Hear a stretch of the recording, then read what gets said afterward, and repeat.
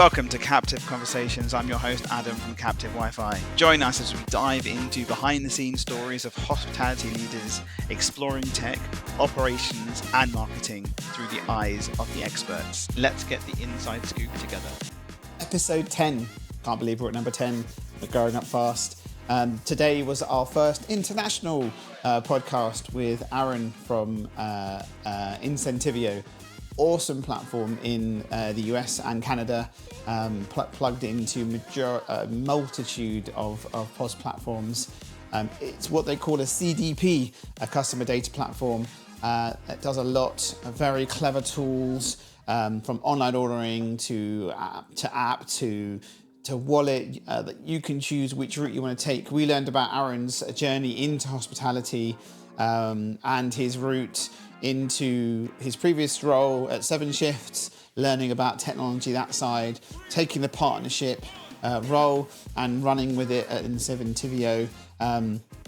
This is a really insightful podcast, learning a lot more about data, a lot more about the tools that can be used, a lot more about churning and burning, so not allowing your customers to be churned by using some really clever tools.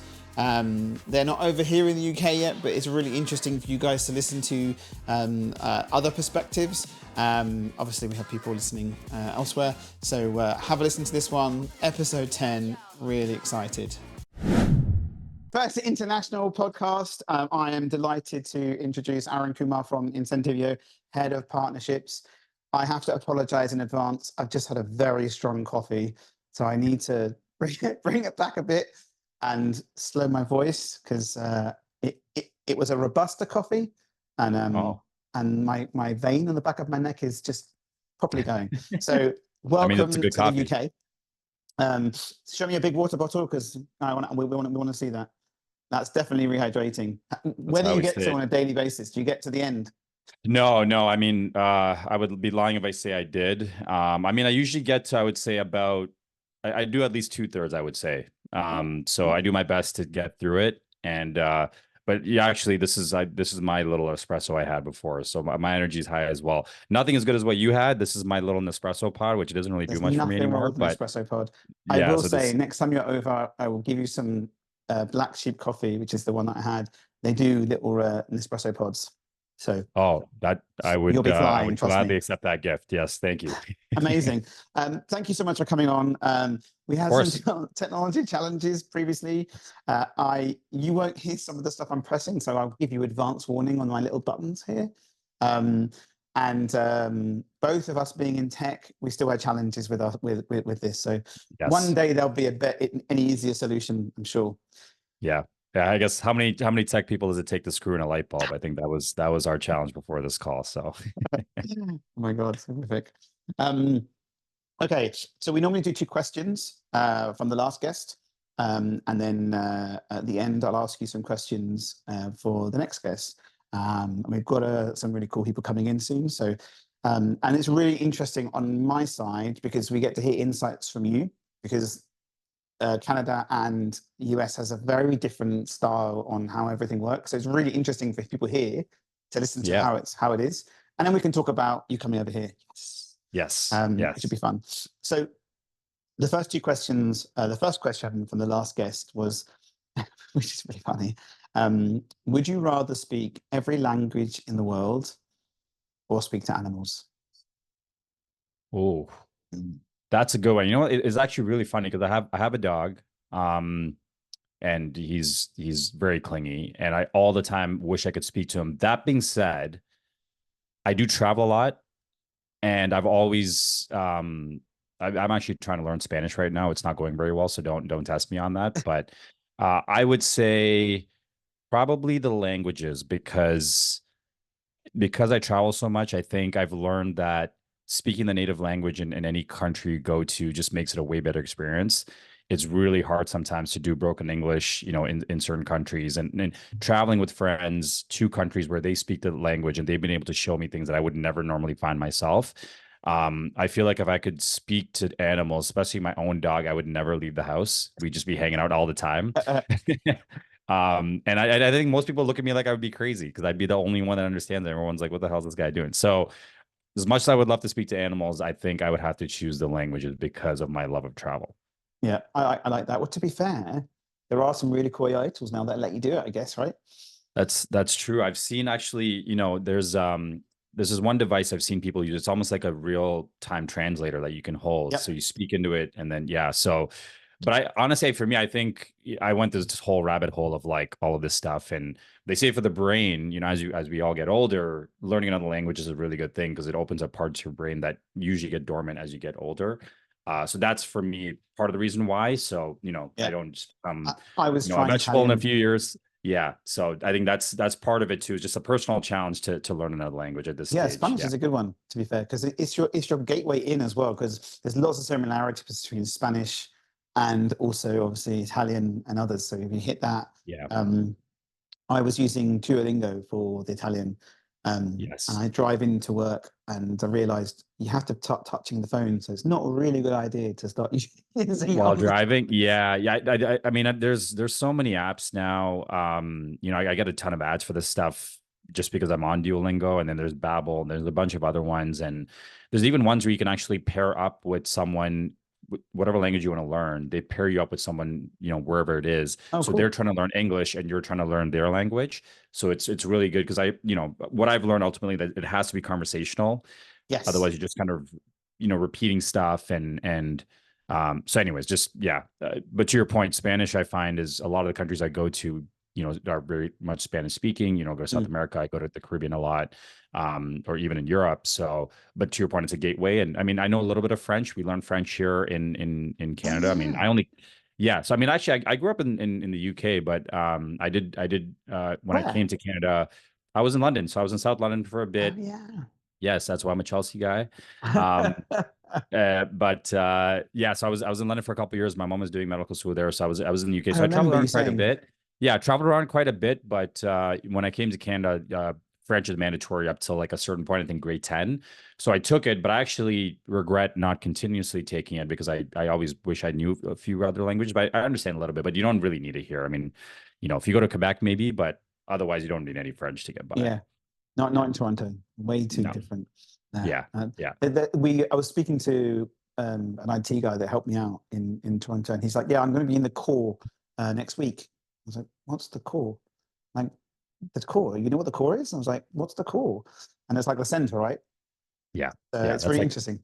Yeah, like the heart of the city is very much, and we have this whole underground pathway. I mean, that's where Chozomate is. I mean, I've been there. It's a great spot, and yeah, I mean, it's changed a lot, obviously post COVID, right? Like it used to be I mean, it's starting to get back there now, but there was a point where it was just insanely busy, and there was a lot of, I mean, there's still a lot of great restaurants and everything down there, but changed a lot since COVID because Really? so many people have moved out of the city, Yeah. commute back in now, but more companies are getting mandates to come back to the city now, which is good because we need it. But there was a Well, the time where it work was from a home ghost thing step. is interesting, right? There's some companies are like, I think they're mandating now X amount of time in the office, right? Yeah, yeah, which makes it tough because the one thing about Toronto, it's a very big city, right? It's a very dense city, but our public transportation here is awful. And that's why I love London. I remember I used to just, jump on the tube, get wherever you need to go. I It's know it's not. awful here. It's awful. If you think it's bad, if you think it's bad there, try coming to Toronto because I'll tell you right now, it's whether you're driving or trying to take public transport, whatever it is, it's all awful. So yeah, Yeah, so I guess right now for me, if I want to go to like the central London, I want to go into like in the city, it's quicker for me to cycle than get a tube. But you're right, we do have lots of links into everywhere, so you can get where you need to get to. But yeah. it's any variation on weather, we're done. But okay, Oh, I digress. On to the second question. And this is more like, I think, more work driven or career driven. If you could go back and start all over again in your career, what was the one thing you would change? wow, Mm. that is a good question. You know what? Actually, I would say I would have I would have relocated and worked maybe, in Europe for a bit or down in the States, or I know remote work wasn't a thing obviously back then, but I think the ability to go just work somewhere else, live Mm. somewhere else and work somewhere else. Because I'm so used to traveling and my whole life I've moved around so many different countries. So, I mean, not to say Toronto isn't great, and it is, but I think maybe moving somewhere and doing something you know, a career where I could have, they would have relocated me or like sponsored my visa or something. I think that would have been something cool. So yeah, I think that, and then it's funny because I try and mentor a lot of younger folks in the industry or just people that I know.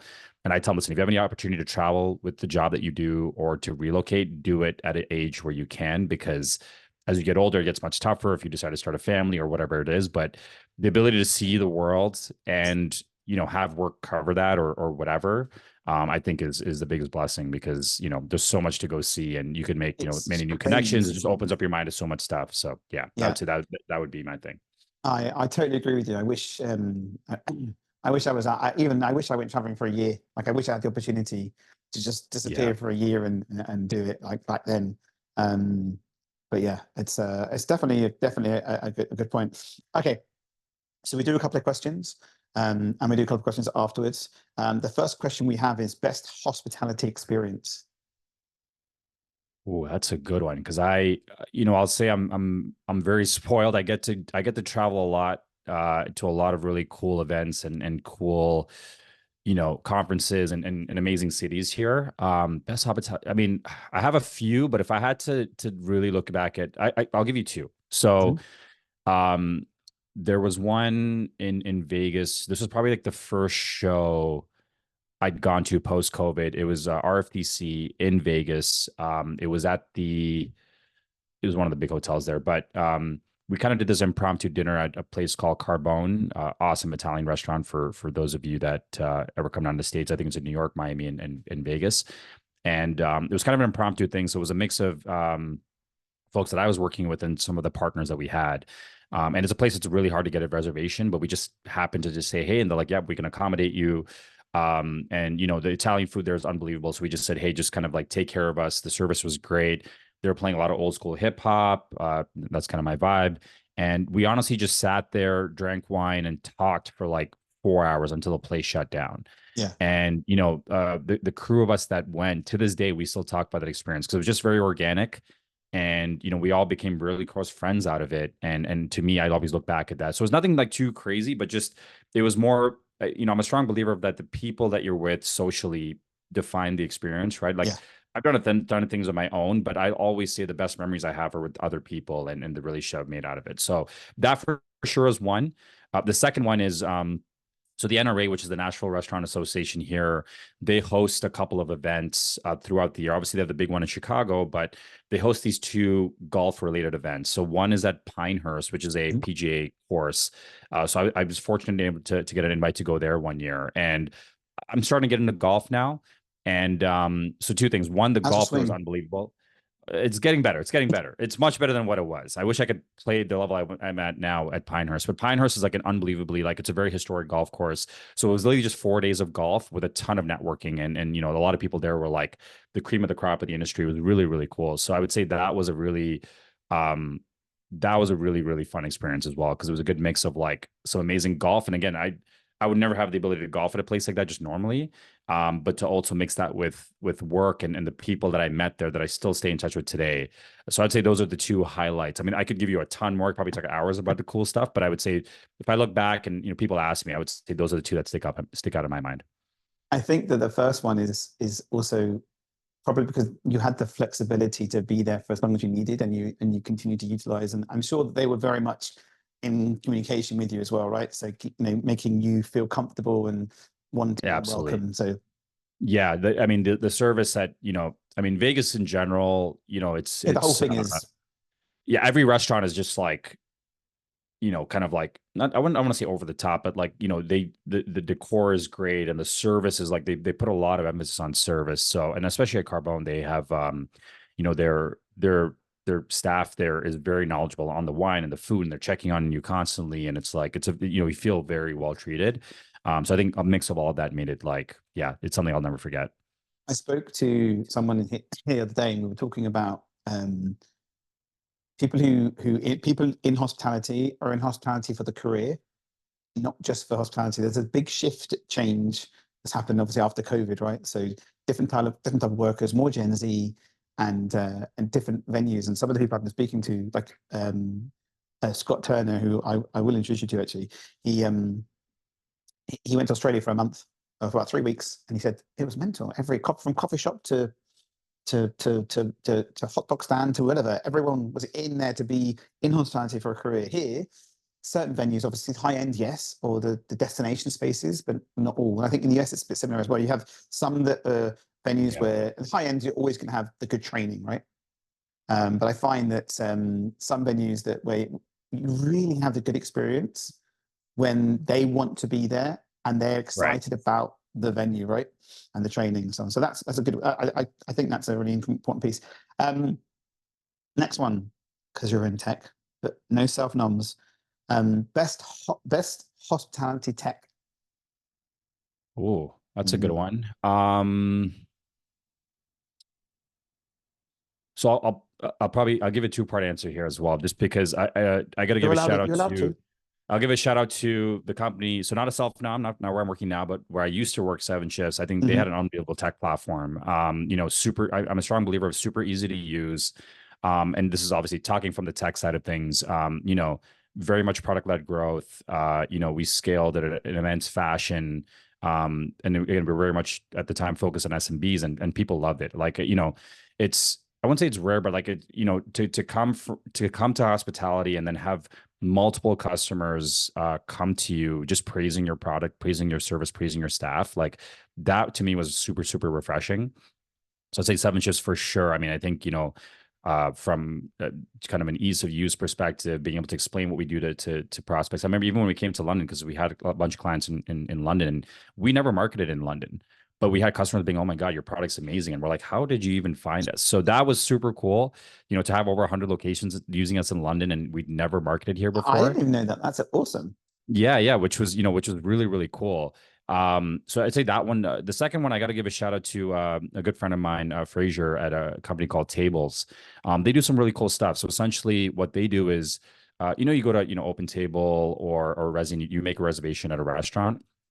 What they do as a layer on top of that is you can choose specifically which table you want to sit at that restaurant. So they map out the restaurant. And they got the videos as well, so you can actually see stuff. Yes, I've seen it. It looks ridiculous. Really cool, right? Yeah. So I think, that's something like, hey, you want to, if you have going on a special date, your anniversary, or if it's your birthday, you don't want any table. You want the best table, right? And I think, people are willing to pay a premium for that sometimes. So I think it's a good monetization route for the restaurant, but also from an experience perspective, it's like, hey, I know I'm getting this cool table. Maybe it's a place with a view, so I'm right at the window, or maybe it's at a jazz bar and I want to be right at the front, whatever that looks like. I think that I think was a really cool concept. And, clubs do it all the time, right? And you go to Vegas, okay, you want to be at this cabana next to the DJ booth, that type of concept, but to a restaurant, which I think is also cool, because sometimes the way these restaurants are shaped, I've also sometimes been a place where I'm like, hey, I made a reservation, I'm super excited. Then it's like, I'm sitting in the back by like the fire exit. And I'm like, well, this is not what I thought it'd be. Right. So I think that's another, I want to give a shout out to those guys as well. So that platform, have integrations as well, or do people switch over to the whole res platform with them? Is that like no, I believe so. The way I've used it is that I believe it sits on top of some of them, but sometimes when you go to reserve, it's directly through them. Yeah, but I know they've been doing some cool stuff. I think they actually just signed a couple of locations out in Dubai. So, definitely more in the kind of the fine dining upscale places. Yeah. But Dubai is a really good untapped market, to be fair. Yes. Yeah, it's interesting. We've been getting reached out. I remember at 7 we got reached out a ton, and we were working on a bunch of stuff. But I think, Dubai is, there's so much, the hospitality scene there is insane. That's crazy. I look at that as like Vegas times 10 almost, right? So, I think that, to your point, very untapped market. It's very interesting because we've got a lot of clients over there now for our side, and it's really interesting because we're talking to them about, are you using this to do automations and so on? They're like, no, we're not doing that. And some aren't even collecting data either, which is really interesting. And then 7 rooms over there is like 90%. 90% 7 rooms. It's crazy. They are like the only people who have res over there. Like and the POS platforms over there, there's a really mixed bag of good to like really bad. But again, it's interesting. But that platform's good. I actually will put it in the show notes because I saw it and I saw the website and it looked really, I think you may have told me about it, to be fair, previously.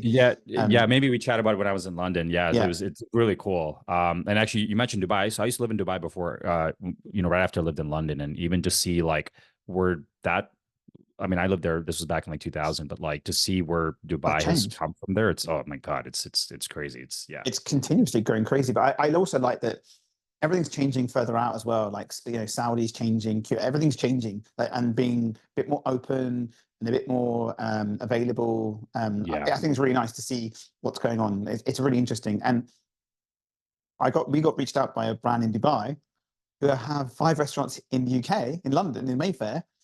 Oh, But wow. Dubai reached out to us from Dubai. Yeah, we want to start in Dubai first. And then I said, where's head office? Oh, UK, but our marketing team's in Dubai.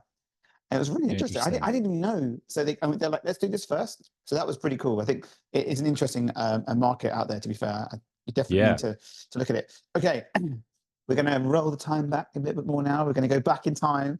And I want to hear the journey into tech, right? So from all the way through from the beginning, how you even fell into it. Because I mean, you were at Seven Shifts for quite a while with a lot of different roles as well as that was growing. But how did the hospitality tech fly? How did it go in? Where did it come from? Yeah, great question. You know, I've always been a tech junkie growing up. I got it from my dad. My dad's very much a tech junkie. You know, I still remember when I got my first Game Boy, my first Walkman, my first Discman, right? So like that whole, Oh, you're I showing was that always a age now, fan man. always a fan of tech. You know, just, you know, even the movies I watch are very sci-fi movies. So I'm always a big fan and try to kind of stay ahead of it as best I can. So I think, you know, when I'd finished school, it's funny enough, and initially I wanted to get into law. And then, you know, I was talking to some people and they're like, I mean, the more I learned about it, it's like, I don't want to do school for 10 years and then still, you know, be stuck in paperwork. And again, I mean, law is not the most like tech forward industry either. So I'm like, yeah, maybe not the best fit. I was just good at arguing with people. Maybe that's why I thought I was good at law. And actually I was playing basketball at university. That's why I went there and I had a chance to play professionally. So I was out in Europe for that. And then I got hurt and I came back and then I had the opportunity to get into sales, so tech sales. So I started working at ADP, which is a big payroll HCM company. So I was there actually for about 6 years, just kind of getting my feet wet, learning. You know, I went all the way from SMB over to enterprise. So learning a lot about kind of like how to sell, you know, how to present, all of that. And at the same time, I did my master's, my MBA. So when I did my MBA is actually when we had a few guest speakers come in, and a lot of them talked about their journey of like, hey, starting an enterprise and getting into startup tech because you can learn so much. And they all said like, you know, working in a startup tech like every week is like a crash course in an MBA. And I was like, oh, this is super interesting. And just coincidentally around that time, one of my really good friends, actually my teammate at U of T and one of my roommates, Justin Holmes, he was the head of sales at Seven Shifts. And just around that time, he reached out and said, hey, like, you know, we're opening up this kind of partnerships division. You know, we have some folks here, but we're looking to scale it out. And, you know, would you be interested in joining? Like, I think you'd be a really good fit for this. And I was like, partnerships, like, what is this? Right. Like, it was a fairly new thing. I'm like, what is this? And he's like, honestly, it's the place to be because, you know, especially in hospitality tech, a lot of these companies can't scale without partnerships. I think it'd be a good thing for you to get into. So I said, okay, you know what? Like, I'll take the plunge. You know, I did some research into Seven Shifts. And again, I never worked in hospitality growing up, right? Like I had family that did. So you know, for me, it was like, oh man, hospitality. And this was the October of the pandemic. This was 2020. So right in the midst of the pandemic. And I'm like, is this the right time to get in here? And then, you know, I talked with the team, James Moncars, who hired me, my VP there. They kind of talked to what they were seeing in the data, and I'm like, you know what? Okay, you know what? Let's take a dive here. And I think the biggest thing that drew me there was that they said there was so much room for disruption in hospitality. And it's okay, great. Like I'd love to be a part of this, and especially what Seven Just was doing. So that was like my first kind of dive into it. So it was a lot of learning to start, right? Like understanding, you know, kind of the ins and outs of it. But I was, you know, obsessed. I loved it, right? Because again, we all, what I say is that even whether you worked in hospitality or not, we all have some sort of connection to hospitality because we go to restaurants all the time, right? Dining is a big part of the social experience, and especially for, you know, me and my wife, that, you know, we're big entertainers. My wife's a massive foodie, so, you know, going out to eating in restaurants, and that is a huge part of our lives. So, you know, I understood it from that perspective. So that was my first foray into kind of hospitality tech. And again, I was there for about, you know, 3 years. Started off initially, funny, they brought me on to scale the ADP partnership, which I was able to do. Then I started taking a lot more stuff, right? Like finding, you know, new avenues for partnerships and business development, and really getting, and then I started going to the conferences and meeting all these people. And, you know, I That's the found that winning piece, right? The conferencing is like, as soon as you get that with the networking. That was it. Had you done lots of networking before with previously? Yes, I had. Yeah. So in my previous role at ADP, as an enterprise role, I was kind of working in a new division that was kind of a private equity consulting portion of the business. So a lot of it was networking, very different networking, right? Like a private equity conference versus a hospitality conference, two very different things. So I think, my first conference was RFDC in Vegas, which I was like, and again, that was still just coming out of the pandemic. So that was also a shocker too, where I was like, Canada was very locked down. So to go to Vegas for my first conference and everyone's just like, this doesn't exist here was like Canadian, a huge don't let shock. them in. Yeah. So it was like, holy smokes. But I would say, all the people that I met were amazing people, right? I think that concept of hospitality was prevalent in all the people that I was meeting, which I loved, right? Because that's very much how I try to live and treat the people that I'm with. So, proud to say that so many people that I met over the course of the year, they become very close friends now. So, and then so Seven Shifts was an awesome journey for 3 years. I mean, I still love my team. I'm still very close with them. And then the opportunity for Incentivio, they, meeting them at shows. Michael Addison, who was their head of sales, our head of sales, he was like, hey, how are you liking things? I'm like, hey, things are great. He's like, would you be interested in an opportunity? I'm like, listen, I'm always happy to hear kind of what's going on. And then, once I learned about what Incentivio was doing, especially around, the AI and ML stuff, which at the time was starting to get big, ChatGPT and all this. And I was like, hey, this is super interesting. And, I think Seven Shifts was very much a back of house company, right? Like that whole team management side. I'm like, listen, I'd love to understand the front of house side, the guest engagement side to kind of round out my experience about what I know about the industry. So it just kind of made perfect sense. And the opportunity was great. And it's funny because it was a year ago today I started Incentivio. Today was my 1 year anniversary. You're for today. Hey, hold on. Yeah. I'm gonna bear with me. You can't hear this, but I'm gonna do a little cheers. So you can do a little cheers. There a little cheers. Sorry.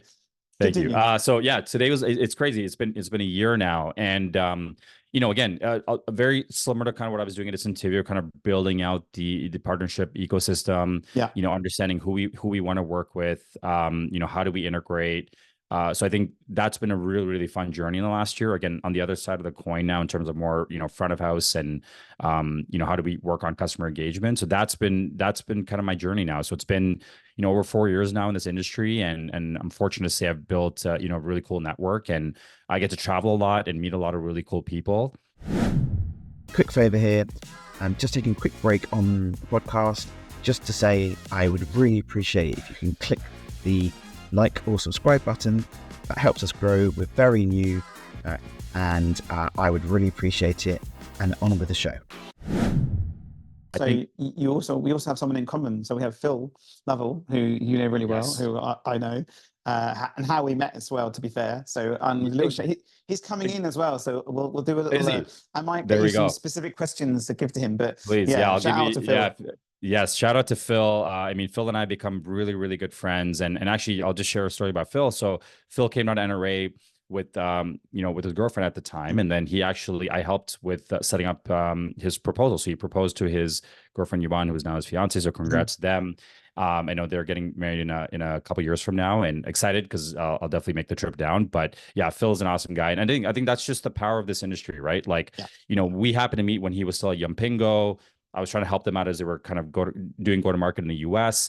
And then we just became super close friends at them, and we literally talk all the time. So it's just, that's what I love about this industry, is that as big as you think it is, once you start to get out and network, it really becomes small in the sense of like everyone's kind of like 1 degree of separation away. So that's been a lot of fun. It is literally like 1 degree, because you call someone and ask someone, do you know this guy? But I know that guy who knows this guy.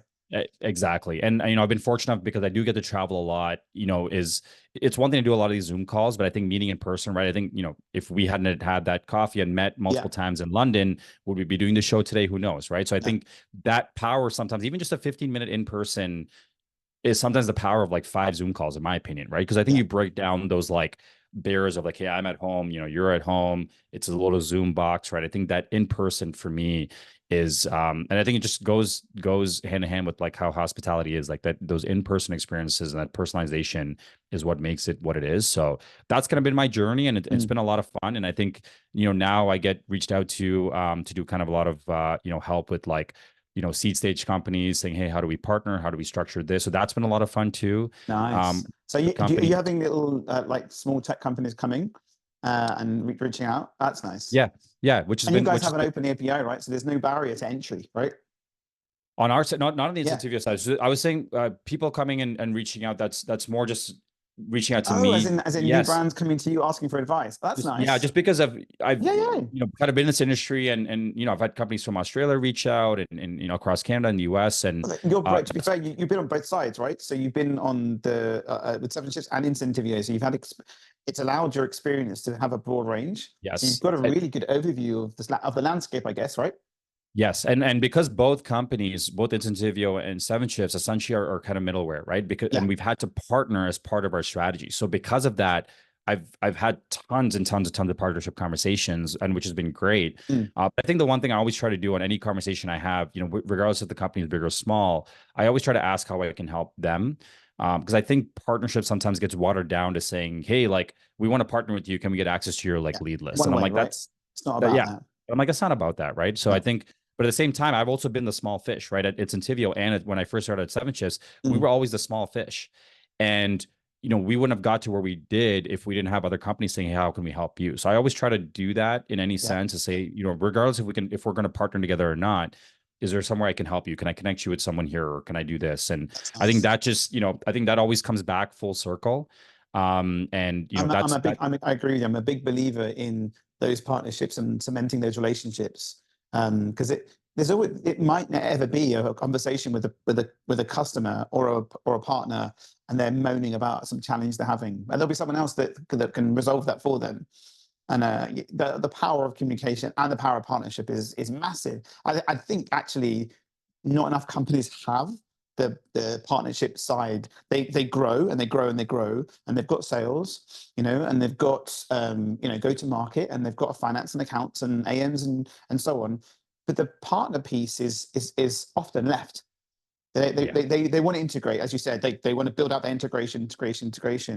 And it's interesting because we're building stuff as well, right? So we've spoken about building with you guys, and it's really interesting because I'm like you say, I'm a bit different, right? I have an IT company, I have the Wi-Fi thing, we're building stuff. So as we grow, we will have, but it's me. And I like talking, right? So we've met. And I love talking to all our partners, all of them. Like literally and it's really interesting because when you build that relationship, then you get those really nice referrals in from other businesses when they go, I spoke to this guy. They were moaning about this, or they were asking about this, and I'm going to introduce you. And then we go to other customers and we speak to them, and they go, oh, this isn't working for us. And then we introduce. So it's very much the cross.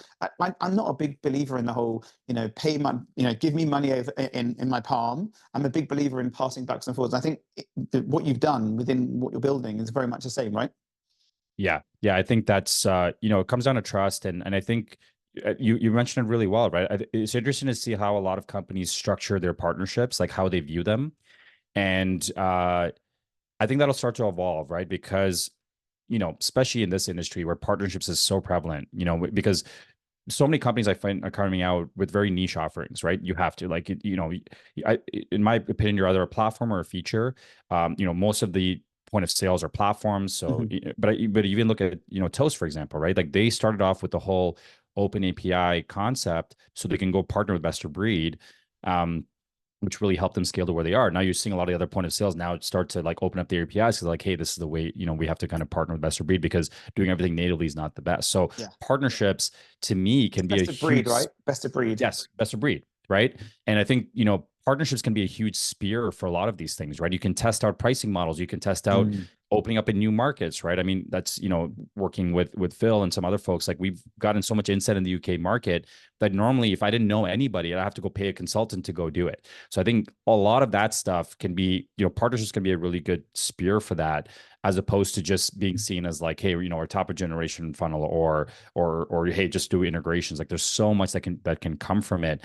And it's interesting to see how companies have started to evolve the way they look at partnerships. But there's still others that maybe are looking at it from the wrong lens and they're maybe underutilizing what partnerships can do for them. I think there's a ton of companies that are underutilizing it. And it's funny because over here, we see the ones that are like really utilizing it, they're growing exponentially because bringing that together. I find it really interesting. For me, in my mind, I don't really think of it as partnership. I think of it as just people I work with. It's really weird. It's a good, obviously it's just a title, but Yeah. these are colleagues, right, who you're speaking to all the time. And there's so many. For example, we built a nice relationship with a company in Australia, and they're over here as well, and they do a bit in the US. And we were talking about doing stuff with them. We have a couple of clients with them, and we've just built a little API for us, and just a small one because it's the Wi-Fi stuff, right? And I let them know, and they're like, "Oh, our guys will build into you," and it's the first time, and they're big. I mean, I'm like little, I'm small compared to them, and they were like, "Yeah, we'll do it. Let's do it," and they've done it, and it was awesome. They're pulling data out now, as and when they want to, and I think that was that just like that put a smile on my face. But then it means if you're open, you're open. I think we've had challenges over here. Obviously, Tota's here now, which is great. We have other platforms here who aren't open. There's lots of them that are completely closed and want their 10,000 opening up and fees per month and so on. So I think there's lots over here. Some of them are open, like the bigger ones are open, but the other ones, the traditional ones that are still here, are very much boxed in. And I think they need to learn to open, as you said, because if you don't open up, it's not about the 100 site customer coming to you saying, "I want X." It's being able to, you need to do it. So yeah, I'm a big believer in that one. Okay, this is an interesting one. So we're going to touch on the platform now. So let's hit your knowledge on Incentivio. If you did a little knowledge. So do you want to give it? Let's do a little highline overview for people who are here to understand what the platform is, how it works, the crux of it, and then we can go a little bit deeper if you like. Absolutely. Yeah. So I'll start with kind of the story, like our why, like why do we do what we do? Our founders, we started the company in about, I think 2017, 2018. And, at the time, really like Starbucks and maybe McDonald's are the ones that had like the apps, right? Like they had the rewards points and all of that. And really the thought was like, hey, it's not fair that only they get to do this, right? Like why can't the coffee chain I go to every day down the street, why can't they market and build a community like Starbucks? But again, it's just, Starbucks had, millions of dollars and a team of hundreds of people. And so does McDonald's, right? Global stuff. And, we said we wanted to level the playing field. We wanted to give everybody that chance to build a community and, really capitalize on all this data from their own customers that they don't even have access to today. So that was kind of why we started Incentivio, is to really level that playing field. And what we essentially do is like we're a customer data platform to help with customer engagement, right? And how we do that is we've natively built out online ordering, loyalty, gift cards, CRM, mobile apps, essentially all the different ways in which a restaurant engages with their customer. Yeah. We built that natively, so then you can capture all those data points, as opposed to typically if you're ordering through Uber, Uber keeps that data. You just know that transaction that comes through, that's it, right? So you don't even know who that customer is. You they're can't completely anonymous data, right? Yeah, they become an Uber customer now, so they're just going to go back into Uber. So that's really the crux of what we do, and kind of how we differentiate in the market, because there obviously are a lot of loyalty platforms and online ordering, and there's a ton of that. And there's loads of old school ones out there too, right? There's just been there for years. So many. There's a ton, and also like now we're seeing point of sales also offer that natively, right? So I think our kind of key differentiators, one is that we built everything natively, so it's not like we've stitched things together or acquired things. Like our platform natively is built on all those different pieces, as kind of a huge data hub. The second piece is how we use AI and ML, which again, I sometimes hate saying AI and ML because everyone says it, but I need to say here to kind of explain like what we do.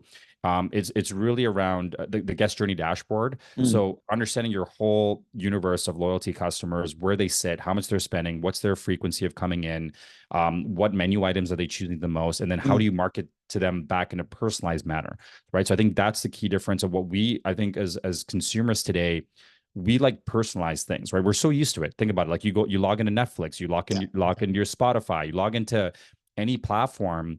We're expecting to have stuff recommended to us, right? Like I don't want to go into Netflix and have a bunch of rom-coms. I don't watch rom-coms, but if I log into Netflix, it's a bunch of sci-fi movies. I'm okay, yeah, this makes sense.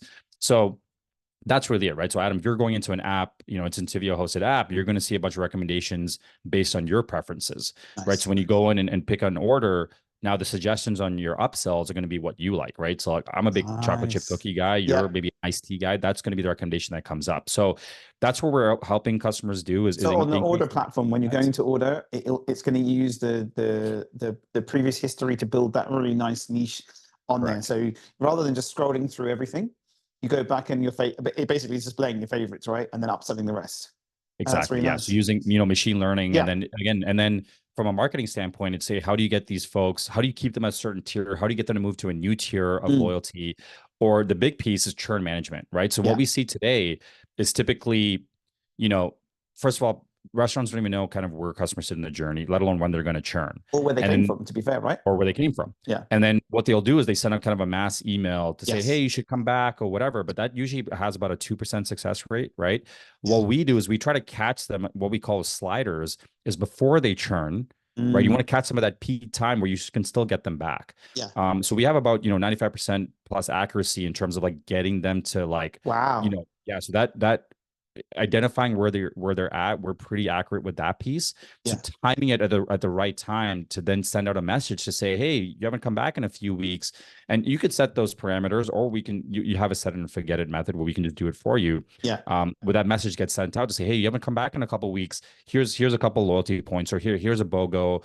However you want to do it, that's fine, to get them to come back. So now maybe it was 100 people I was going to churn. Maybe now it's only like 20, or maybe it's whatever it is, but that's a whole bunch of recouped revenue now that you're going to get in addition to all your other revenue sources. So that's where we're seeing the big ROI for our customers. And again, a lot of it can be just set and forget in the background. So you don't need a big, massive marketing team to run the platform, right? It can be, we sell triggers, right? If you can set the triggers up, then everyone's busy, right? This is the challenge in hospitality. No one has, you'll say this as well. No one has time. You go to if they're an enterprise, it's different, right? Because they're going to have a dedicated team. But the SMEs are always going to, even the bigger ones are still going to struggle, because someone to manage that's a lot. That's a lot of time to manage. And we speak to restaurants all the time, and the manager's like, I'm doing this, I'm doing staffing, I've got time. But if you have a CDP platform that you can set those automations, and you just said set and forget. I like that term. I've never heard, well, I have heard of it, but never used it. I will use that again. But that's really nice, because you can just. And so do you guys have like templates? So you go in and go, right, your QSR, this is our recommendation. And so on. Templates. I mean, we can. We set a lot of that stuff up during the onboarding side, and then some folks. We work with a lot of single locations, but I'd say like multi-locations is where it's a really good fit. Typically, when you have a multi-locations, you'll have like a person that's in ops or in marketing, and they'll go in and maybe customize some of that messaging, right? It's again, we have very easy ways to do that, and you can send it all through your socials. You can do it in app, you can do text, you can do email. All the different formats are there. So that ability to then go in and customize how you want to do it, that's completely up to you. And actually, even with the app and the online ordering, we fully white label it to the brand, right? So it looks and feels like their brand. Doesn't say give you anywhere there. And it's super slick. So I think just to touch in there, I think having just what you just said is, we're a big believer in the same. So when we build, it's not powered by X. It's not powered by Y. There's no logos of our stuff. And I think what you've done is the same. And it makes the customer feel that the brand owner feel that it's theirs, and they're more invested, right? I hate it when you have an app and it's just powered by, or you open the app up and it's got this logo in it, like all corporate-y, and then it goes to your brand. And I'm a massive believer in, the little people, even the bigger people, they haven't got the money to build the stuff. That's why they use your platform. But if you can show that they're added value, just having that on its own, having an app or a wallet or whatever it is, or the site fully branded with the customer, I think that's a game changer. I couldn't have said it better. I mean, it's not about us, it's about the brand. And I wish more people would be like that, honestly. I wish.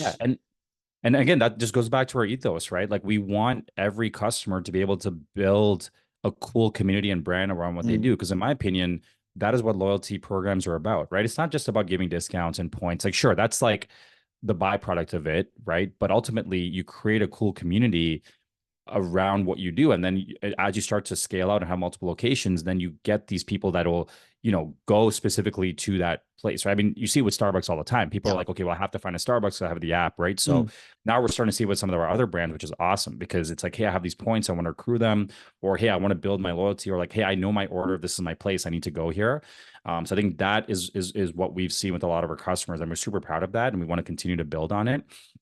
And I think the exciting piece is, where we want to get to is using kind of all the data points that we have and through, you know, AI and ML is get to a point where, you know, you can log in and for, you know, I go in and it says the platform is going to say, hey, for Adam Foreman, you need to run this promotion at this time, and this is what you're going to get out of it. So that's the level of specificity we want to get to in personalization, where it's fully done by the platform, and you're just saying, "Yep, this looks good. Let's go." Yeah, because you've got all the data points, right? So if you can pull the data points forwards and use a machine learning, you're done. I think what was I going to say? It's gone off my head because you hit me. But yeah, I think that's absolutely amazing. If you're able to let it do its thing and pull in those data points and then automate it, I think that's the big key.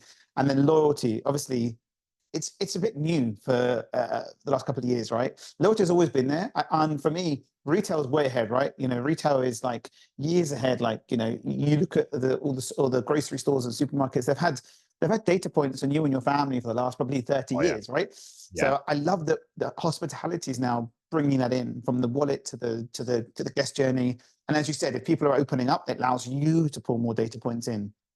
Yeah. So and again, it's the customer's data at the end of the day, right? Like we tell that, like, hey, this is your data and you should be able to see it at any time. Because I think that's what a lot of operators don't, they lose out on is, you know, again, 3PDs, there's Uber and DoorDash, obviously, you know, they dominate the market here.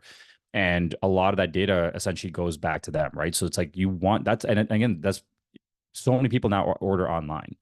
And you don't want to lose that, right? So it's like, how do you keep those customers? And then that's a big piece is how do you market back to them and create that repeat business? I think that's the thing too, like hospitality is becoming so competitive, right? There's so many different brands and, you know, everyone's doing all these cool things. And it's like, you can get people to come once, but how do you get them as repeat customers? And then how do you get them to a certain stage where like, hey, they're coming a few times a week or they're starting to do catering orders through you? Like that is, I think, where we've been able to really get that repeat business and then increase business. And then it becomes word of mouth. Like, hey, I'm on this loyalty program. You should get it too because you get this. And, you know, that's how it works, right? That's that piece.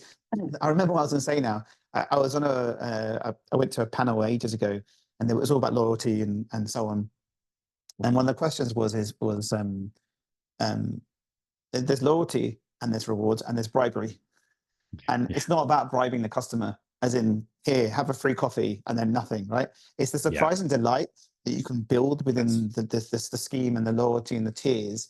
And I think there's a big forgetfulness over some brands who set up a platform like yours and don't, I mean, obviously you guys are on board them and guide them, but other platforms as well, where it's just bribery. It's just bribery, you know, and you see, you go, oh, great, I've got this, and you're bribing someone to come back, but it's not about that. As you said, it's about building the community and it's about expanding it and then giving I think the surprise and delight is one of the best pieces because you don't always have to get a free this, free that, and so on, right? But I was talking to a friend of mine who went to a hotel. He's been there 5 times in the last, like, I don't know, 2 years or so. 5th time, they give him a little keyring on the thing, and a really nice personalized keyring. Thanks for visiting. We really appreciate you. And he didn't ask for it. He didn't even. He was self-checking as well, and they knew. And he was like, he posted it on social and told everyone, all his friends, and just that on its own. It was just a keyring, but it was a really nice piece of surprise and delight. I completely agree. I mean, because I travel so much, I play the whole Marriott Bonvoy thing and I do the Air Canada stuff, right? But with Marriott, I'm at a stage now where I didn't even know this, but I mean, every time I check in, hey, thank you, Mr. Kumar. Thank you for your loyalty. Like just that small stuff, like just saying my name back to me, right? Then they see all the stuff there. Yeah. And I'm at a point now where I got like a gift bag when I went to Chicago for NRA. I got a little gift bag. It had like waters, had popcorn. Yeah. I'm like, this is like, again, it was just a small gesture, but I was like, hey, this is great. Like I enjoy being part of it. That's a big brand as well, right? That's a big brand to bring that. Yeah, and they have so many different like brands as part of it. So to get that level of, you know, and again, in the grand scheme of things, I'm one of probably like millions of members, but I think that to me is the big piece, right? Because in my opinion, I think what loyalty and the community brings is to enhance the personalization experience. Because now if you go in, right, let's say you go to your coffee shop or, you know, a sandwich place or smoothie place, and they say, hey, Adam, thanks for coming, you know, appreciate you being part of our program. That small little thing makes you feel good. Again, it's a small little thing, but I think that's where I think, you know, when we talk to some of our brands, it's having this loyalty program and all this stuff is great, but really how it gets enhanced is through your staff taking that and making it a personalized experience. So I think that's where we've seen a lot of our brands take it to the next level. Yeah. And I think some people sometimes just rely too much on the, oh, we'll just give a bunch of discounts out and BOGOs. And I'm like, that'll only get you so far. But now getting your staff bought in and everybody bought in to build that community, that's what I think really take it to another level. I'll touch on a piece. We've got a client over here that don't have loyalty. Well, they're about to get actually, but they don't have loyalty, but they've sort of faked it with the platform they have. And they're a company called Yoke. Shout out to Yoke, amazing brand. And it's like a very cool like sandwich, but like Subway, but like high-end Subway place, right? Really cool sandwiches, really cool breakfast, you know, and really cool menu, lovely team. And they've got about 5 or 6 stores. And they work with us, right? So, you know, a couple of the stores that are bigger footprint come in, connect to the Wi-Fi, data goes in. And they're kiosk based, right? So you can go to the till, but there's kiosks and there's not everyone always there. So the marketing director, Louise, she's awesome. Very clever brain. The journey they've built, which is really interesting to talk about, is on first visit, like Wi-Fi, for example. I think like 2 days later, they'll be like, "Hi, Adam, thanks for visiting. We hope you enjoyed it. Here's a bit more about us, but we've enrolled you into the Yoke Gold Club." I didn't ask for it. I didn't ask to be enrolled. You know, I've opted in, obviously. Yeah. And it's like, you know, we'd love to welcome you back. Have a coffee on us next time whenever you're around, right? So, and like the automation, they upload they haven't got a POS integration, but they upload the vouchers into the platform. I got it, and I was like, oh, let's try this out because I'm, you know, it's a client, and I'm up for a free coffee. So, and I know them anyway, so I wanted to test it out. Got the email, clicked the button converted, went to a website, showed me the code, typed it in, redeemed. It wasn't probably as simple as yours, where you can probably just press the button and do the whole thing, but it was redeemed. That then triggered the next message, which is about a week later. How was your coffee? How was it? And we, you know, and it was about the communication. So that didn't really feel like the bribery side. It was more over setting an automation in place for that welcome journey. And I've been talking to loads of people here. And a colleague of mine went to an event with some really big brands, and the marketing directors all in a big room. There's about 20 of them. And they said, who sends 1 email a month to everyone? All put their hands up. Yeah. And who sends a welcome message to anyone when they sign up to the website, when they sign up to your website? None. It just gets added and left. So I think one really interesting piece that we've recently found is that there are so many brands that it's an entry point, isn't it? You know, the website is an entry point, the Wi-Fi is an entry point, the ordering is all entry points, and it's about the welcome journey. If you have a new customer, I literally on the phone to a customer just before you, and they've got this beautiful sort of old, it's like a swimming pool, but it's called a Lido. So it's really old, been restored. It's like all chrome on the outside. It's outdoor. Like people go there all throughout the year when it's freezing cold, when it's and so on. Yeah. And I was talking to her about, you know, they've obviously got members, and I was talking to her about, you know, welcoming people who haven't been before because they don't know about it, and it's got some history. So people love a bit of the story, right? A bit of storytelling always goes well. And she was like, "That's a really great idea. I'm gonna." So she's now actually gone off and started to build that welcome journey for just new people, other people who know about it, right? Who've come back, but that new, if someone comes to a brand and they hit that brand and they've never been before, and they sign into the Wi-Fi or they connect to the website or they do an order, lots of brands just leave it, right? It's just connected and you're added to the monthly database. So I think that's a big piece that people forget. And then you guys have loyalty, so you can, I think you can probably touch on that as well.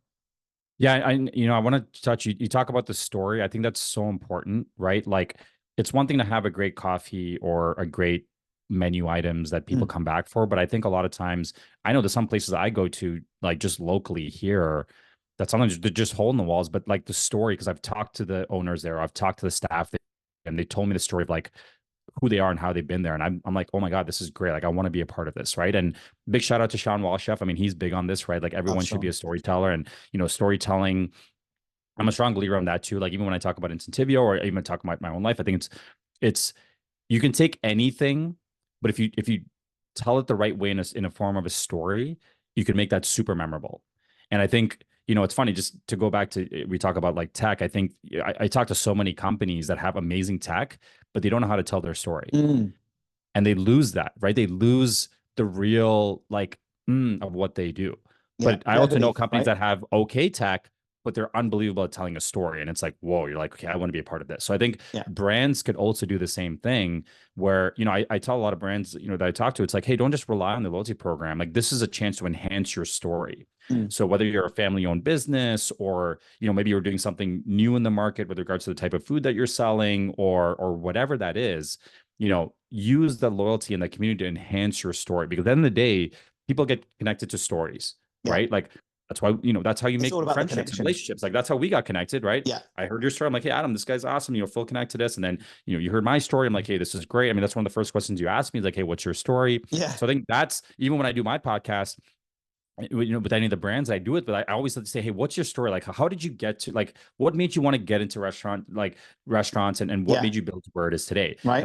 And I find sometimes it's the most, it's fascinating to me. Right. And I think Do that you makes find me, that they don't want to, they're so humble. Lots of people are really humble. Yeah. I mean, talk about restaurants wise specifically, because you're probably speaking to them too, as well as partners and stuff, but they're so humble. They don't want, some of them have got an amazing, crazy story and how it all created, and they don't want to talk about it because they're so humble. 100%. So hopefully what you're doing, and we're going to be getting some clients on too. I've got a couple lined up. I can't wait to delve into the background of it. Well, it's unbelievable. And it's so funny because a lot of them will preface the story by saying, this is nothing great, but, and they go into the story and I'm like, this could be a movie. This is like, this is so cool. So I think, yeah, to your point, I think they downplayed a lot. But you know, I think that to me is the fascinating part of all of this is understanding the why, right? Like behind, you know, why did this company become what it is? I mean, I think I always look back at, you know, McDonald's, right? And there's a movie called The Founder, that kind of talks about, you know, how McDonald's got to where it is. And I had no idea.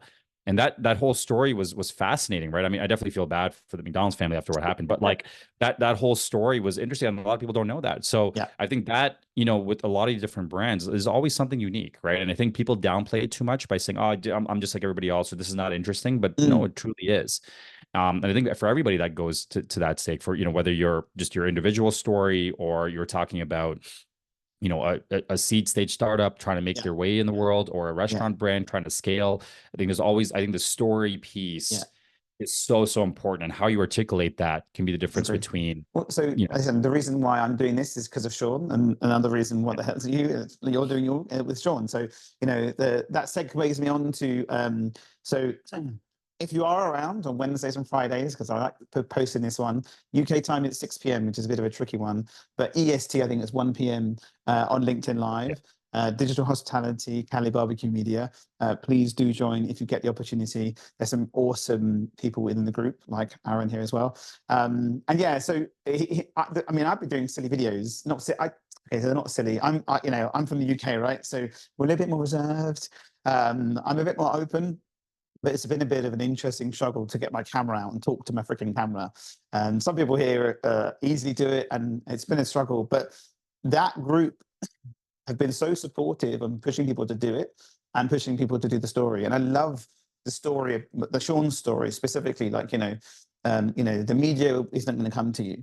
You know, you're expecting the media to come to you, expecting the world to come to you, but you have a power of a smartphone in your pocket. And if you can just take that out and do some recordings, and like my local Italian chef and operator, I literally have been harping on him for ages.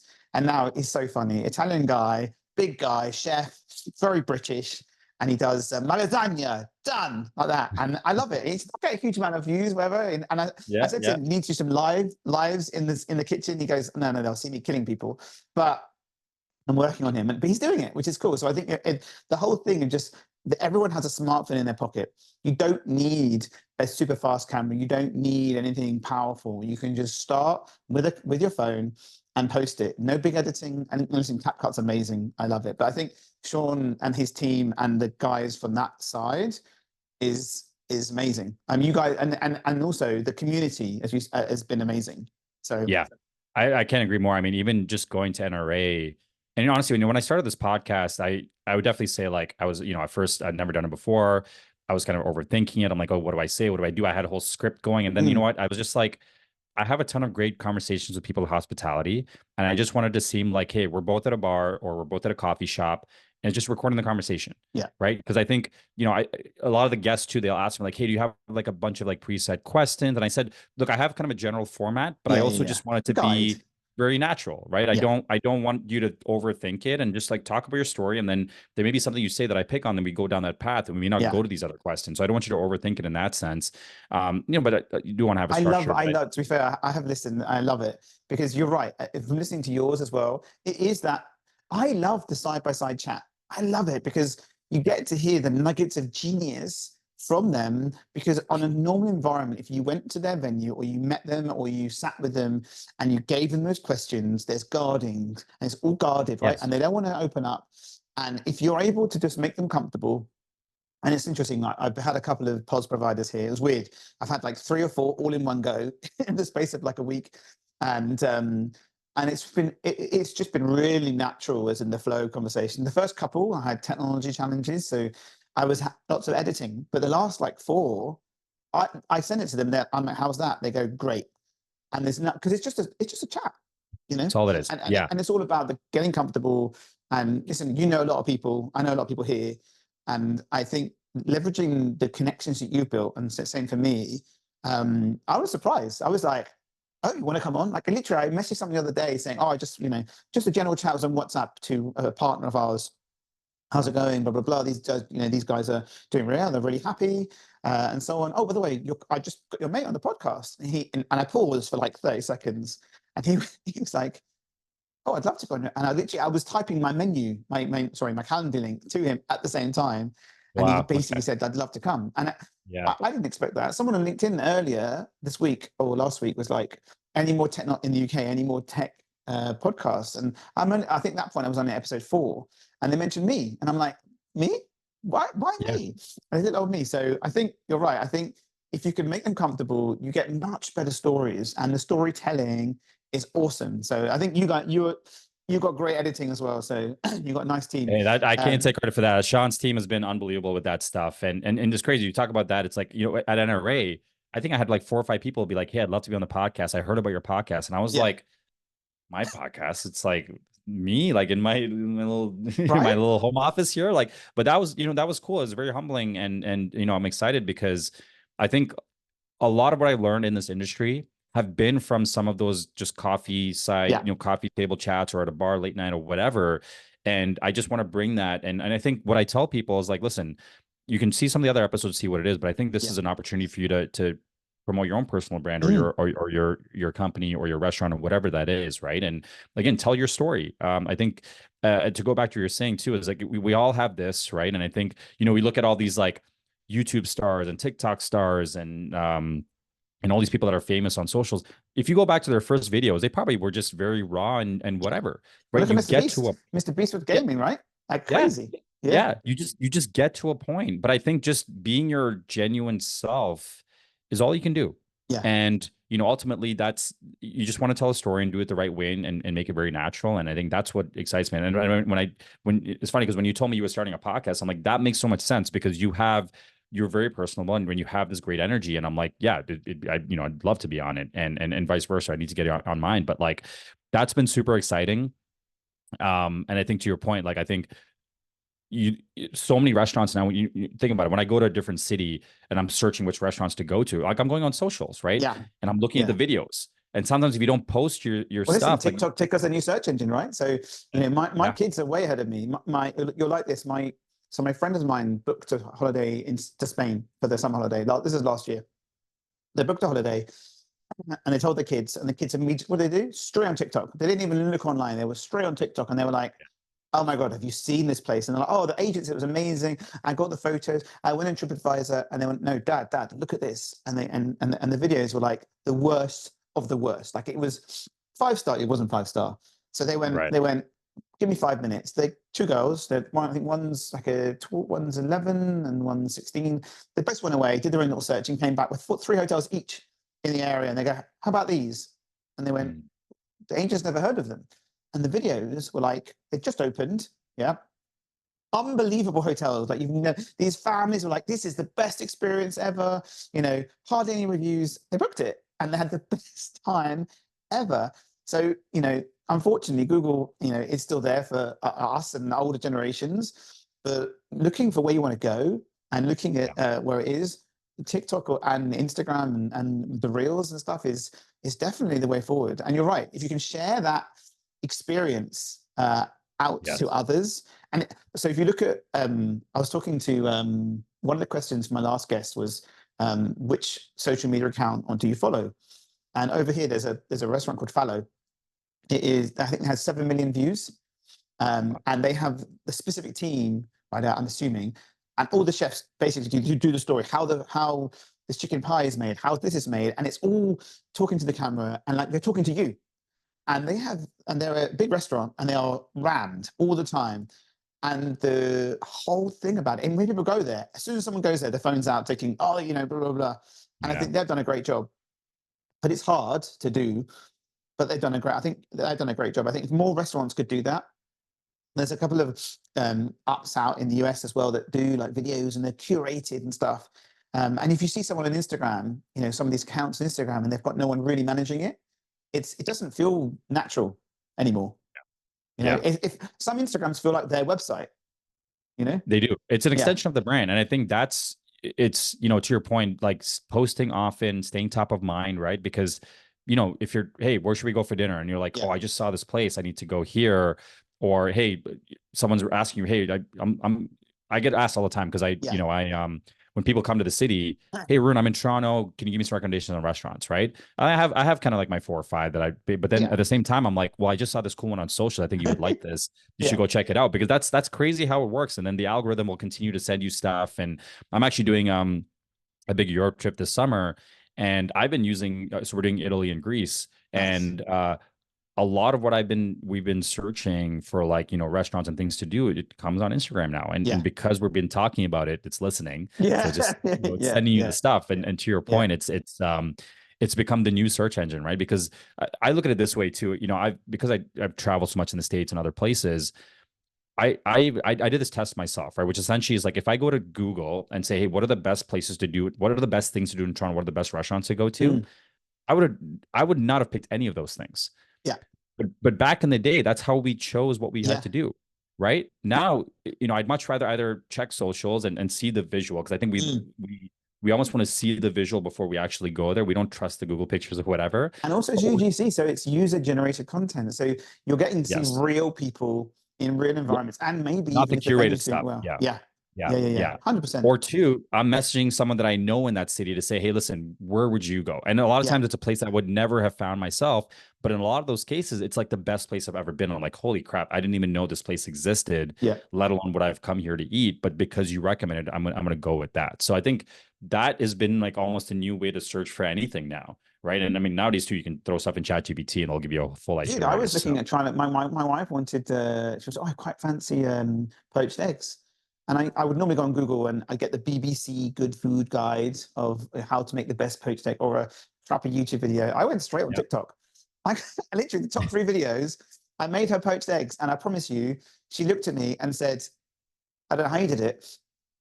The best poached eggs I've ever had in my entire life. And I was like, thank you, TikTok. And it was, I wouldn't ever previously have thought of it, because I did first go on Google and I was like, this is just getting me nowhere.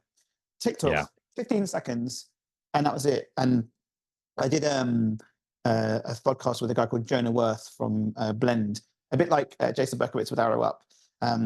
He's building a really cool short form video content training for deskless workers, so for hospitality, because the mentality and time zone and capture you have is so little now.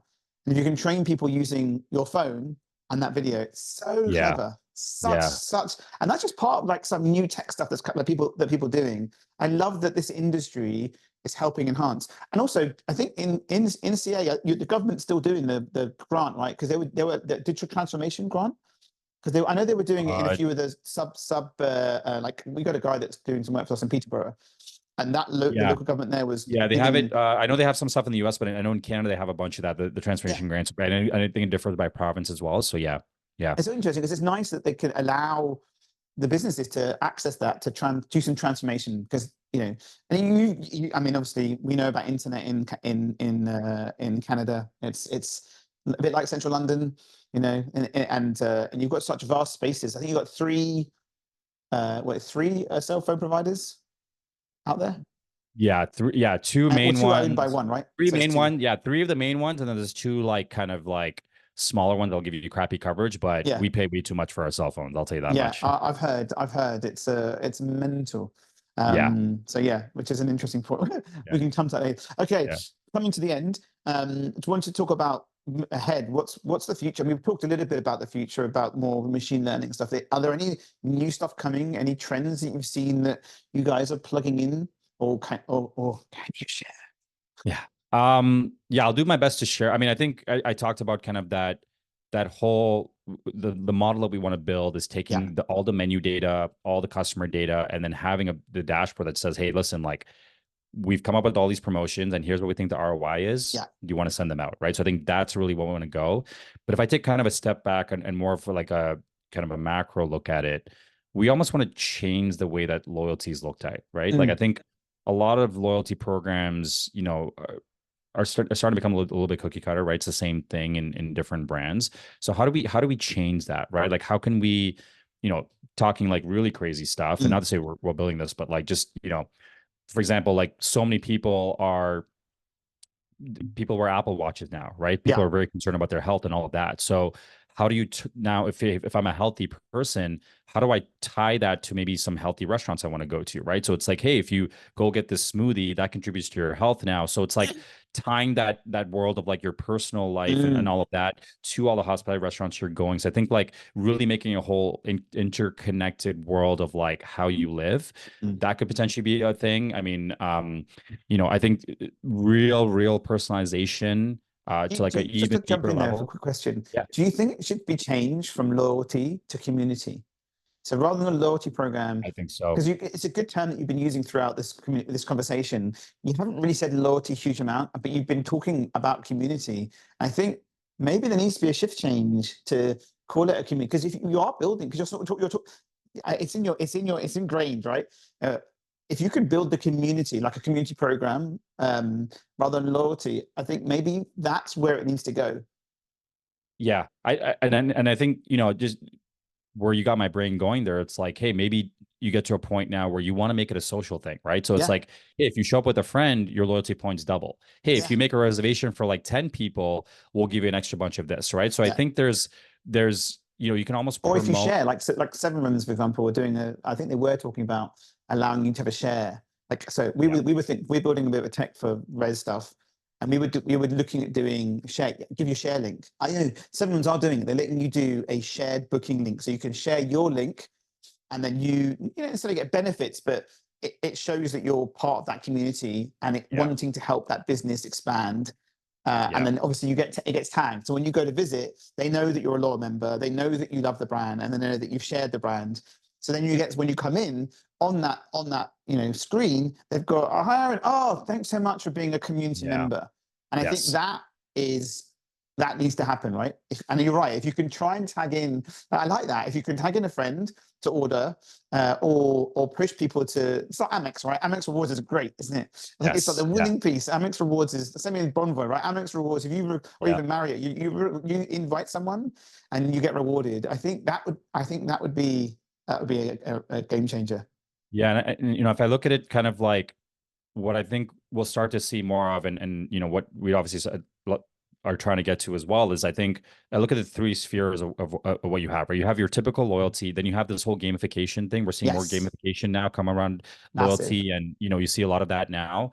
And then I think you see a lot of brands now going in the merchandising route, right? So you want to create swag, right? So many and I love it. Listen, I love buying swag from like my favorite restaurants or whatever. It's like, it's really cool. So actually, Tim Hortons here, it's like a big coffee brand. We've got one here. We've got a few here. Oh yeah. So everyone knows Timmy's Canadian, right? But they have a whole, like, I just stumbled across the other day, but they have a whole swag store. Like they did a collaboration with Justin Bieber a couple years ago for like beanies and stuff, and that stuff sold out. Like that stuff's getting resold for like 10x the price. It's insane. But I think that whole concept. I've got to tell you a funny story. So Taylor Swift based. So one of our clients, he owns a pub, and the pub's called the Black Dog, and it's in Vauxhall. And it was a nice pub. He bought it a little while ago. It's been, he's changing the structure of it. It's just put Toasters, actually. So Toasters in there now, which is great. Good for him. And all of a sudden, Taylor Swift released the album about her ex-boyfriend that she dumped at the Black Dog in Vauxhall. And it has gone crazy. So they are now selling something like 300 pint glasses. That's like the Black Dog Swifty, wherever it is, on there a night. And then the US went mental because obviously Taylor Swift is pretty mental. And you've got all these influencers and everyone going, they don't even know what's going on. This little pub, he launched a merch store just in the US. Yeah, like drop ship. Wow. I think first day, I think he must have sold something like 5,000 items. And that's just merch. Mental. And there's also, on another note, there's an awesome pizza place here. So when you come here next, we will definitely go. Okay. You know the pizza guy on Instagram? I forget his name now. It's like the one bite pizza guy. Oh, in yeah. the US. He gave them like an 8.2 or something like that, which was just, That's pretty high for, very high. And it's inside a pub. I was there yesterday doing some work for them. It's called Crisp W6. Amazing pizza. And to be fair, I say that, I've not even eaten it, but all my friends have. But they do swag. So they turned off the online ordering because they couldn't keep up with it because it's such a small space. But they turned the online ordering on for the swag. And I was there reconnecting some stuff up for them. Plugged the online order printer in. No word of a lie. 30 orders came out. Apps, everything. It was amazing. You're right. The swag is because they want to be part of the brand, right? That's and I think what I find is some places they'll do a limited collab with this, right? And I think that stuff sells out like crazy. Like you have people lined up and you have people trying to like resell it and all of this stuff. So I think that's a really cool way, because I think a lot of what we see now today is people want to be part of something exclusive, right? It's like, hey, I got this swag that's like one of 500 and no one else has it. I'm gonna wear it and like put it on socials, right? I think that piece of it too. So this is two part. Like, how can us on the vendor side help facilitate that all in one place, right? So it could even be like, hey, you're your loyalty tier, you get to this certain stage, you get access to now this stuff, which I see some retail brands do it, and not to say that restaurant brands don't do it, but it's like really incorporating with the gamification and all of that other stuff. But I think that's really cool. And for me, I know, some of my favorite places, actually, a friend of mine owns a spot here called Juice, which is like, it's a kind of like a hair salon during the day, but like a really cool wine bar, and they bring in DJs like vinyl at night. That's so the way forward, right? If you can differentiate different stuff, like estate agent, like or retail, and then coffee shop, and change around. When you come down to Toronto, I'll take you. This place is awesome. He's a really good friend of mine, and they came out some limited merch, and I was like, I was lucky because he was able to give me some early stuff, but he's like, hey, our stuff's sold out like this. And it's really cool, right? Because like when I wear it around, everyone's like, oh, what's this? Is the place is called Juice. And I'm like, this is my friend's spot. So it's also good marketing for them. Back in the day, it was always high. It was MOVs, 1,000, 2,000, 5,000. Now you can go online, right? And order 10 sticker mule. It's an awesome brand. And you can get branding of whatever you want for like 10 pieces, 50 pieces. I think that generation, that change has really helped everyone. But you're right. I need to speak to my clients to get more merch, because you can make some really cool stuff and it doesn't have to be that difficult. And I think that there's more and more doing it. I'd love to have merch from brands that I love. Yeah. And I think that's, it's also great marketing for the brand. Yeah. Right. Because I can't tell you the amount of people I've worn the shirt and people are like, oh, geez, what's this? A cool shirt. I'm like, actually, it's my friend's place. You should go check it out. And then they go. Right. So I think that is also like the really cool part of it. And I love to go, like, I think Austin is great for this. Austin in Texas. Yeah. They have a lot of really cool breweries and in these kind of spots, and they all have their own merch, which is really cool merch. And again, it's one of those things we can only get there. So it's like, it's a little bit, you feel it's a good memory for one, but two, it's something where people will ask you like, oh, I've never seen this. Where'd you get this? Oh, I got this in this place here. So I think that's what I love about it. And I think what's a lot of people love about it. I think we'll start to see more brands. My brain went a little bit. If you did it, would you put QR codes on the back so people could then order?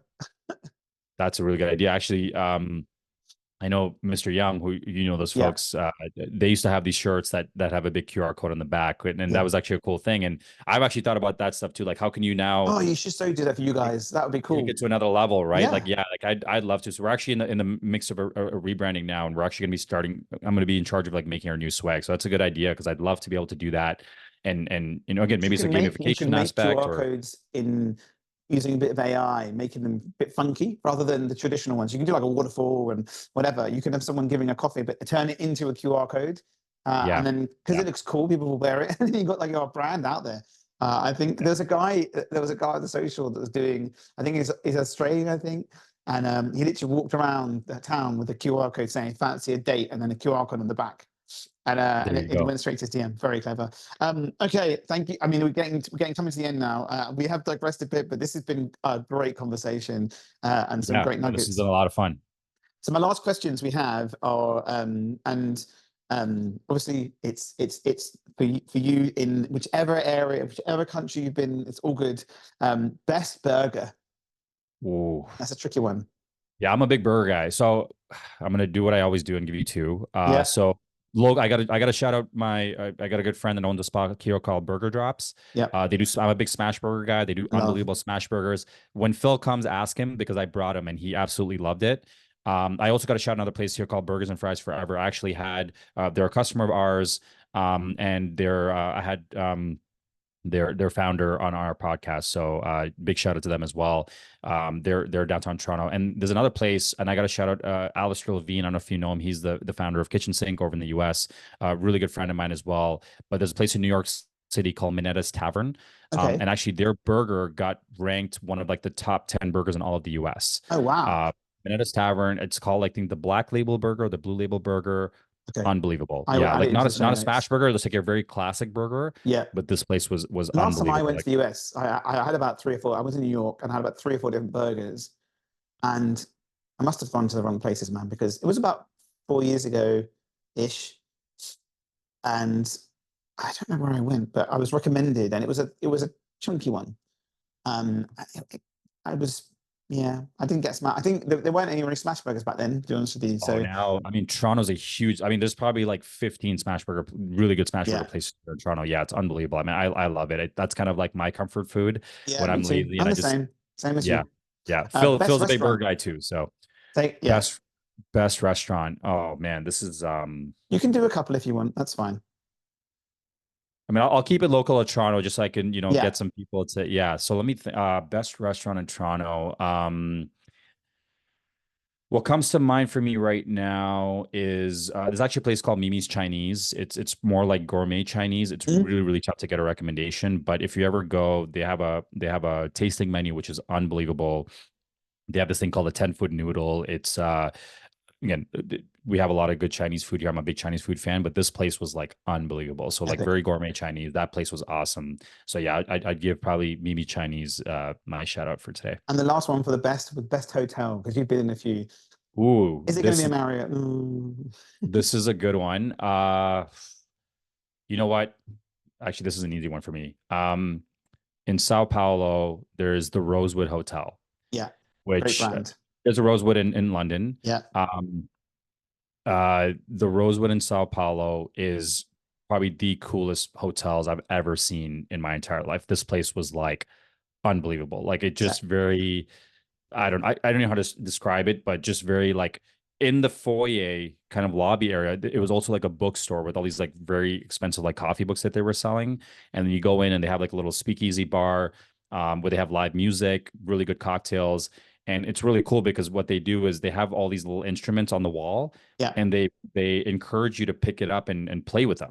So I'm sitting there and I'm playing the drums while the guy's doing the thing, and I don't know what the hell I'm doing, but we had just going back and forth. It was a lot of fun. So I think that was just a really, really cool experience.